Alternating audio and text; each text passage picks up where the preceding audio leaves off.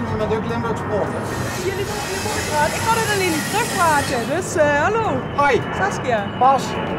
Kijk het programma. Ja, Nou weer. absoluut. Ja, ja. Dus even... Lekker hè? Of ben Ja. je eraan? Ik ben er wel aan, ja. Het is over het algemeen rustig hier, dus... Het is wel under construction hè? Ja, we hadden flinke lekkages en nu gaat alles straf. Alles. Nou ja, dat. Het hele, we hebben loods, dus van de aanbouw is alles eraf. En ja, dus dat is de schoonbroer die... Oké. Van de spectaculaire auto. Ja. En je woont hier met? Met mijn man en 2 kinderen. Oké. Kinderen op school nu? Die zitten op school, ja. De oudste is jarig, dus die waren eigenlijk feest. Proficiat. Ja, dank je. Hoe oud is de oudste? 7 jaar. Oh. En de jongste? 5. Vijf. Bijna 5. Ja. Jongens? Meisjes. Meisjes? 2? 2 meisjes, ja. Oké. Arme papa. Hoezo dat? Ja. Nee, papa vindt dat Alleen leuk. maar vrouwen? Nee, papa vindt dat leuk. Ja, vindt hij het leuk? Ja. Oké. Die is een kippen gaan bouwen achter. Ja, want het is wel een enorm pand, hè? Je zou het van de meeste mensen zeggen van de voorkant, hij is wel shirtloos. Ik weet niet of dat alleen... Nou, wacht even. Saskia, wij zijn een nette omroep. Ja, dat weet ik. Daarom zeg ik het ook. Maar ik weet niet hoe jouw man eruit ziet zonder shirt. Ja, best goed vind ik. Ja, Anders levert was ik dat niet met leuke hem televisie getrouwd. op, denk je.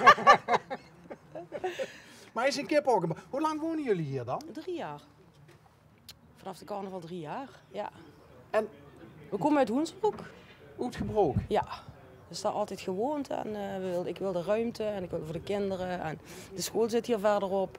En ik wilde kippen, en we hebben duiven en konijnen. En, dus dan ga je een beetje naar het dorp. Nou ken ik Hoensbroek wel een beetje. Waar in Hoensbroek woonden jullie dan? Lotbroek. Lotbroek, bij het station. Vlak bij het station Hoensbroek. Oké. Maar daar had je niet zoveel ruimte als hier? Nee. Nee, belangen na niet. Nee. En hier loop je zo meteen... Ja. Dus vanavond een hapje eten daar voor de verjaardag. Ja, dat is ideaal. Ja. Oh ja? Gaat een ijsje eten voor de... Ja, ijsje eten, hapje eten. Daar is ook een bistro. Dus ja, hele leuke buren, overburen. Daar buren, daar. En ben je eigenlijk van Gebroek, van Hoensbroek? Ja. En jouw man? Die is half Duits. Mijn schoonbroer die woont ook in Duitsland. Ja, Waar ben je die halve Duitser tegengekomen dan? op het werk. Op het werk? Hoe lang geleden? 10 jaar geleden. Ja. En wat voor werk was dat? Wij zijn allebei jongerenwerker. Oh? Ja, we waren allebei 10 jaar geleden jongerenwerker in Kerkrade. En hij werkt nu ook nog met jongeren in Geleen bij Care for Kids. En ik zit nu bij Partners in Welzijn. Jeugd- en jongerenwerk sinds een half jaar. Dus voor de jeugd iets doen. Niet om het een of ander. Maar de jeugd heeft het wel heel zwaar gehad, hè? Ja. Tijdens corona. Ja. Want en daar hoef je geen geleerde voor te zijn. Maar ze zijn heel veel kwijtgeraakt in de coronatijd. Ja. Ik heb ook wel zo links en rechts meegemaakt dat jongeren in de problemen kwamen. Of komen of zitten. Ja. Wat merk jij daarvan in jouw werk? Ja, een stukje eenzaamheid. En jij ook jeugdigen die aangeven, weet je, Oh, daar is hij! Daar is die! Heb ik goed aan tante Annie gedaan? Tante Annie, hoe ben ik om? Nee, dat valt reuze mee. Hè? Ja, het staat hem goed toch? Staat hem goed? het oog wil ook wat. Ja, hè, toch? Saskia? Ja. Ja. Ja, ik ben blij met het zonnetje. Laat je hem lekker buiten werken en dan heb Precies, je nog krijgt hij een mooi uitzicht. kleurtje. Hé, maar vertel verder. Ja, goed, een stukje eenzaamheid. En wat je van jongeren vooral hoort is het contact met elkaar. Hè, tijdens lockdowns en allemaal dat soort dingen. Dat wel heel zwaar weegt. Vooral het contact met elkaar. Dus ja. En wat doen jullie concreet in jullie werk? Ja, je blijft altijd in gesprek gaan met jongeren. En wij hebben verschillende openingsmomenten.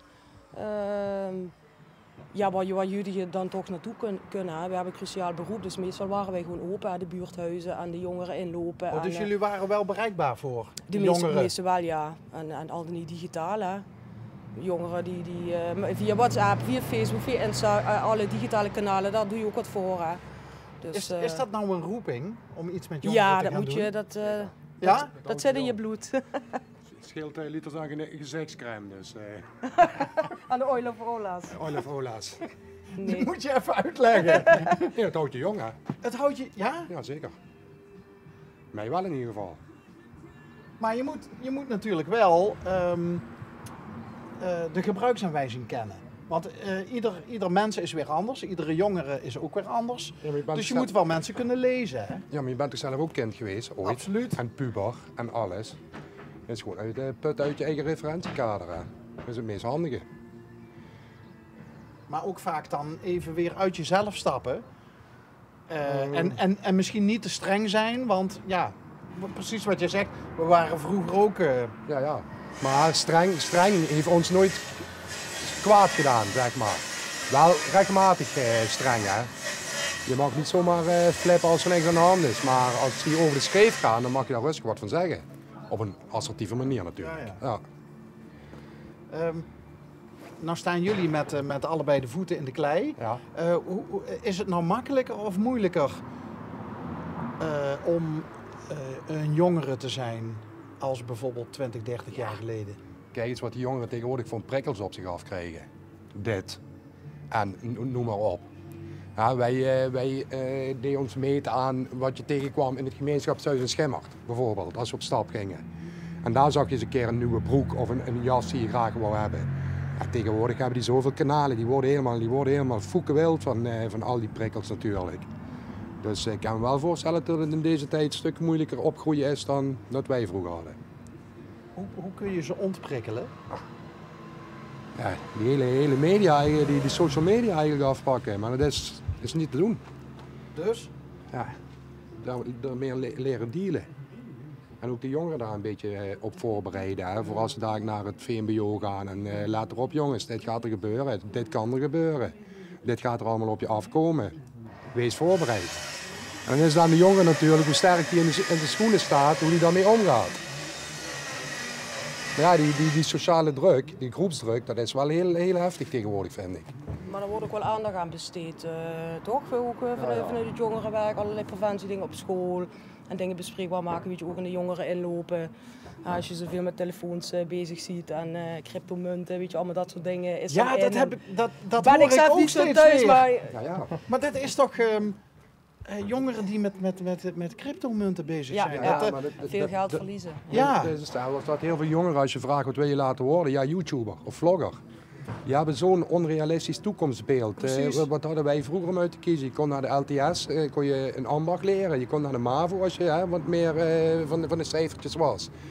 En tegenwoordig, die willen allemaal vlogger worden of YouTuber. En dus, hun zien dan zo'n Enzo Knol of heet, ja, met zijn gouden Lamborghini. Ja, dat is voor hun de toekomst. En ook inderdaad met zo'n cryptocoins. Dat is, in hun ogen is dat makkelijk geld verdienen. Ja. Maar ja. Zo van, ik ga geen vakken vullen, ik ga iets met cryptomunten doen. Nee, maar wie wil nog een ambacht doen? Over 10 jaar verdient een metselaar volgens mij meer dan een hersenchirurg. Want die zijn niet meer te krijgen, die mensen. Wanneer had jij in de gaten dat je iets met jongeren wilde gaan doen? Of in elk geval het sociale? Toen ik genoeg had van de bouw. Toen heb ik een jaartje thuis gezeten en toen had ik zoiets van, ik wil iets heel anders. En als ik een zak cement zag liggen, dan ging het al bijna over mijn nek.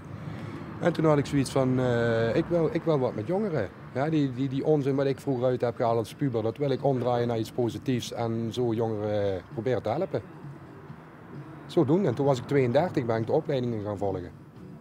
En dat is nu hoe lang geleden? Moet ik dat zeggen? 2 jaar.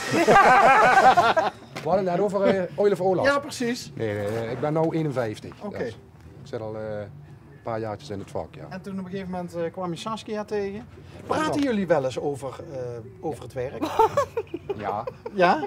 Ja, nee, maar we hebben ons ook elkaar leren kennen bij Impuls. Dat zei ze, ja. Toen had ik de opening van een scooterwerkplaats in Kerkrade op Spekhoffse Heide.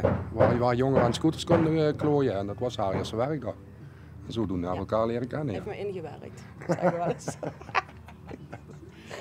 En volgens mij gaat dat nog steeds heel goed, of niet? Dat gaat goed, ja. Nog steeds de vlinders, dus... Mooi. Ja. Ja, als je af en toe zo blijft rondlopen, dan is het goed, ja. Dat scheelt. Ik doe het niet voor mijn plezier, ik moet ze. Ja. Maar ja, je hebt in de bouw gezeten, dus zo'n kippenhokje, dat is voor jou peanuts. Ja. En wat heel veel mensen vaker vergeten, met IKEA-kastjes en zo. Gewoon, je moet gewoon doen wat erop staat. En niet bij het dak beginnen en dan vast met de onderste plank. En dan komt het allemaal goed. Leuk dat we even bij jullie op de bouwplaats mochten komen kijken. Dankjewel. En ook leuk dat we even met jullie konden sparren over de pubers.